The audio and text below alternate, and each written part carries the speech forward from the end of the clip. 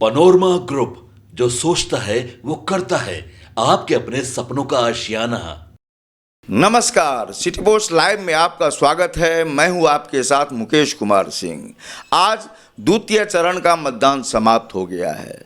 अब तमाम राजनीतिक पार्टियां और मीडिया हाउसेस यह कयास लगाने में सारे लोग लग जाएंगे कि सरकार बिहार में किसकी बन रही है। हमारे साथ राजेश कुमार सिंह हैं, राजनीतिक विश्लेषक हैं। 3 विषयों में इन्होंने एमए किया है, किताबें भी इन्होंने लिखी हैं। सबसे पहले तो स्वागत है आपका। सिटी पोस्ट को बहुत बहुत धन्यवाद। देखिए राजेश जी, पहला सवाल किसी का भी यही होगा कि दूसरे फेज का मतदान तकरीबन 1 बजे का आंकड़ा अगर लें तो 47% से ज़्यादा मतदान हो गया और 7 बजते बजते यह काफ़ी इसमें इजाफा हो गया और लग रहा है कि महिलाओं की भागीदारी बहुत ज़्यादा हुई है। पिछले चरण में भी हमने देखा कि काफ़ी मतदान का प्रतिशत जो है बढ़ा हुआ था, ऐतिहासिक मतदान हुआ। तो दोनों चरणों को देखिए आप कि ये 70% के आसपास का जो है आंकड़ा है मतदान का। तो पहले तो हमें इस चरण का बताइए कि इसमें आपको बढ़त मिलती किसको दिख रही है? देखिए, वोटिंग बढ़ जाना कोई भी विश्लेषक ये विश्लेषण नहीं कर पा रहा है कि ये हो क्यों रहा है। महिलाओं की भागीदारी अधिक बढ़ी है कि प्रवासी मजदूरों का अधिक वोट हुआ है, या ऐसे वोटर जो कभी वोट नहीं किया करते थे उन्होंने मुखर होकर वोटिंग किया है, या नए मतदाताओं ने भी बढ़ चढ़ करके वोटिंग किया है। और वोटिंग किया है तो किसके लिए किया है यह पूर्णतया स्पष्ट हो नहीं पाया है। जहाँ तक मैंने कई विधानसभा क्षेत्रों का भ्रमण किया है और वहाँ से पूछने से मुझे जो पता चला है, जो लोग नीतीश कुमार जी के विकास कार्य से प्रसन्न रहे हैं। महिलाओं के खाते में पैसा आया है, पेंशन की भी वृद्धि हुई है, बिजली फ्री हुई है, और भी महिलाओं के लिए अच्छी अच्छी योजनाएं बनी हैं। और एनडीए का जो घोषणा पत्र है, लोग उस पर अधिक विश्वास प्रकट कर रहे थे। इससे मुझे लगता है कि एनडीए को ही इस फेज़ में एज मिलेगा। पहले फेज़ में तो एज मिला ही है।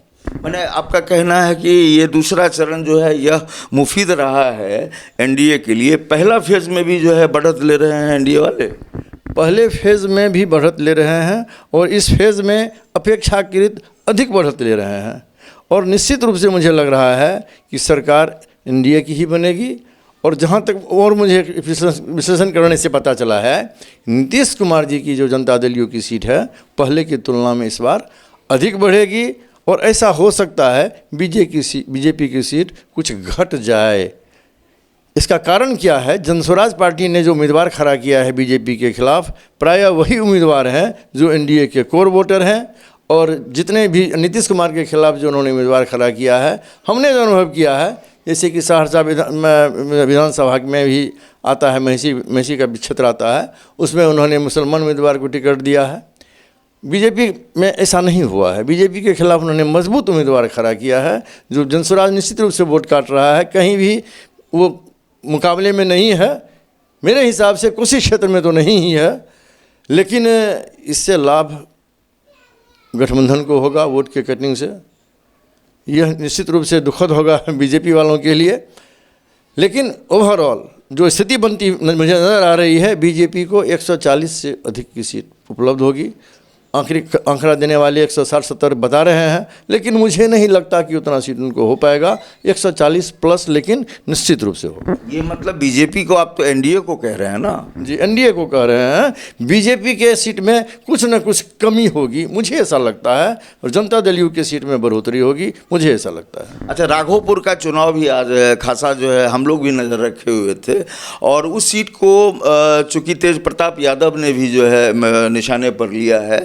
और पहले जो एक कद्दावर नेता राजपूत के खड़े थे, चूँकि राजपूत मतदाताओं का भी वोट है राघोपुर में, तो बीजेपी ने अपने साथ ले लिया है उनको, जिन्होंने पिछले चुनाव में तकरीबन 25,000 के लगभग वोट उन्होंने काटा था। तो वो वोट आपको किस तरफ जाता दिख रहा है? देखिए, राघोपुर विधानसभा क्षेत्र जो है, जिसमें कि मुख्यमंत्री के दावेदार चुनाव लड़ रहे हैं तेजस्वी यादव, मुझे लगता है उस क्षेत्र का भी विकास नहीं हुआ है। वहाँ की जनता से भी पूछने पर पता चलता है, जो मतदाता न्यूट्रल हैं, जाति विशेष से बायस्ड होकर के नहीं बोल रहे हैं। कुछ मतदाता तो ऐसे हैं, कुछ होगा तो वही अच्छा रहेगा, ऐसे मतदाताओं की मैं बात नहीं कर रहा हूँ। आम मतदाता जो है उनका भी कहना है राघोपुर का भी विकास उस रूप में नहीं हुआ है जिस रूप में होना चाहिए। यहाँ भी कोई फैक्ट्री नहीं लगी है, यहाँ भी कोई ऐसा कुछ नहीं हो पाया है जिसको हम उपलब्धि के रूप में मानेंगे। तो वहाँ भी मुझे लगता है, जहाँ तक है, जो अगर तेजस्वी यादव चुनाव जीतते हैं तो जीत का अंतर बहुत कम होगा। चुनाव वो हार भी सकते हैं इस बार वहाँ से, चुनाव हार भी सकते हैं, आप देख रहे हैं। और चूंकि 243 सीटें हैं और बहुमत के आंकड़े से बहुत ज़्यादा जो है बता रहा है एनडीए का जो पक्ष है, वो कह रहे हैं कि 160 प्लस जो है सीटें आ रही हैं। बिहार में कैंप भी किया अमित शाह ने, अचानक जो है दिल्ली में ब्लास्ट हुआ है। तो इस ब्लास्ट का हम जानना चाहेंगे कि कितना इम्पैक्ट पड़ा होगा आज के चुनाव में। देखिए, सबसे पहले तो आपको यह बता देते हैं तो सरकार के खिलाफ कहीं से कोई जो है विरोध की बात नहीं थी पूरे बिहार में। नीतीश जी के सरकार के खिलाफ जिन किसी की बात होती है, वो ऐसा कुछ नहीं था। लोग नीतीश के काम को सराहते रहे। बहुत लोग यही बोलते रहे कि उनकी आयु हो गई है, उनको रिटायर हो जाना चाहिए, या बीजेपी उनको फिर से मुख्यमंत्री नहीं बनने देगी।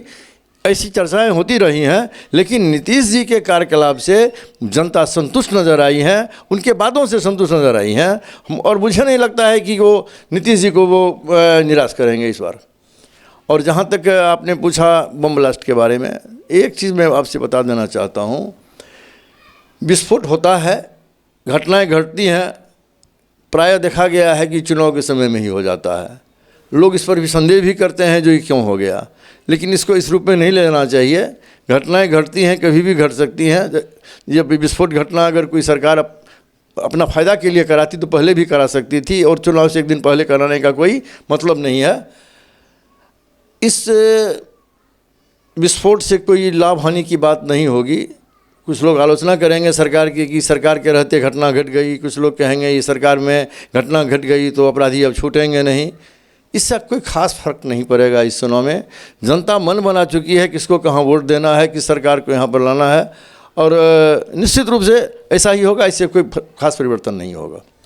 आईपी गुप्ता ताल ठोक रहे हैं मैदान में, जबकि यह जो शर्मा समाज है, तांती और ततवा समाज, यह कोर वोटर रहा है एनडीए का, लेकिन इस बार नायक के रूप में उभरे हैं आईपी गुप्ता, और समाज ने उन्हें एक तरह से कहें तो स्वीकारा है। तो इसका क्या इम्पैक्ट पड़ेगा? देखिए, समाज कब किसको स्वीकार कर लेता है कहना बड़ा मुश्किल है। आईपी गुप्ता पहले भी राजनीति में थे, पहले भी चुनाव लड़ चुके हैं। जमुई उनका कार्यक्षेत्र था, उनको कहीं कुछ प्रश्रय नहीं मिला। एकाएक चुनाव से 6 महीना पहले आना, इनका गांधी मैदान में सम्मेलन सभा कर लेना और एक जाति विशेष का रहनुमा बनने की बात करना, लोग उनके पीछे आ गए हैं, निश्चित रूप से आ गए हैं। लेकिन क्यों आ गए हैं ये लोगों को समझ बाद में आएगा। हम बताएंगे तो लोगों को लगेगा ये किसी जाति विशेष या किसी पार्टी विशेष के समर्थन में बोल रहे हैं। लेकिन मुझे नहीं लगता तो आईपी गुप्ता जो लोगों को आरक्षण की बात कह करके लाए हैं इसमें वो कुछ कर पाएंगे। वो इसलिए नहीं कर पाएंगे कि एनडीए की सरकार, नीतीश जी की सरकार ने ही उन लोगों को आरक्षण दिया। पहले तो ये अति पिछड़ी में थे भी नहीं, अति पिछड़ी में लाना, फिर आपको अनुसूचित जाति में लाना, ये सब नीतीश सरकार की ही देन रही। हाई कोर्ट में मामला आ गया, हाई कोर्ट में सरकार ने उसका पक्ष किया, सुप्रीम कोर्ट में मामला गया, सरकार ने मजबूती से लड़ाई लड़ी, वकीलों की फौज खड़ा करके रखी। ऐसा कहीं से कुछ नहीं है जो कि ये तांती ततमा समाज को ये आरक्षण देने की बात एनडीए सरकार नहीं कर रही है, नीतीश जी सरकार नहीं कर रही है। मामला सुप्रीम कोर्ट में है, सुप्रीम कोर्ट में जो निर्णय होगा सुनने में आया डबल बेंच में है। क्या सच्चाई है मुझे उतनी जानकारी नहीं है। और आईपी गुप्ता बहुत कुछ नहीं कर पाएंगे। सहरसा में निश्चित रूप से मुकाबला तगड़ा हो गया है। हो सकता है जहां इनके जो 2 उम्मीदवार खड़े हैं वहां कुछ वोट को करवा लिए हों, लेकिन शर्मा समाज ने अधिकांश क्षेत्रों में एनडीए समर्थित उम्मीदवारों को ही मतदान वोटिंग किया है। वो निश्चित रूप से बीजेपी के कोर वोटर थे, अभी भाग गए हैं, फिर लौट के उसमें ही आएंगे। एक और नेता मुकेश सहनी काफ़ी प्रभावशाली हैं, मल्लाह समाज से हैं, वह भी जाति विशेष के ही नेता हैं। लेकिन एक बयान उनका अभी वायरल हो रहा है कि वे मीडिया संस्थानों को जला देने की बात कर रहे हैं। शायद उनको आहत किया गया है किसी मीडिया संस्थान के द्वारा।